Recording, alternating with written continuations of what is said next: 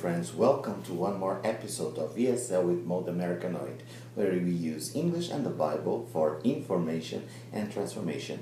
Today's topic is about translation, using translation in the language teaching process. Many times it was enforced very much saying no translation in class, and even I myself many times emphasize that. And I think there is a moment for this, no translation, but there are other moments when you can use translation for your own benefit and for the development of the students as well. For example, you can start with lower level students with a text in English that is not very difficult, like this one that was published last week in a newspaper here in Brazil. There was Obrigado Brazil and then a text in English. And then you can ask the students to translate it into Portuguese. After that, you take the original out and you ask them to translate it back into English. And probably they're gonna have forgotten to put ing after the verb, and then you explain after a preposition like thank you for, you put the verb in ing form.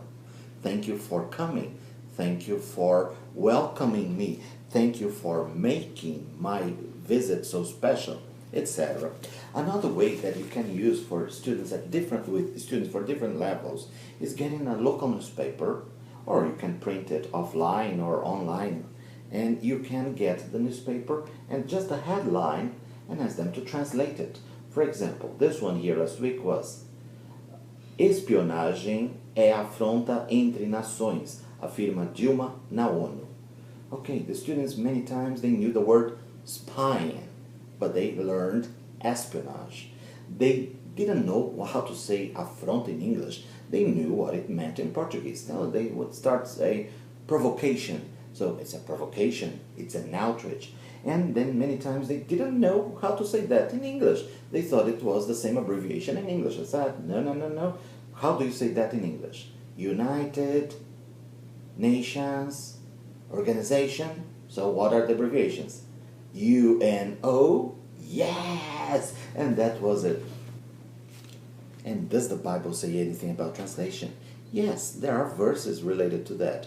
I'll just read one verse that is found in the Old Testament. It was correspondence between Israel and the king of Babylon and Persia. And it says the following, Ezra chapter 4, verse 18. Greetings, the letter you sent us has been read and translated in my presence. You can go on and read the whole chapter 4 to find out what that letter was translated about.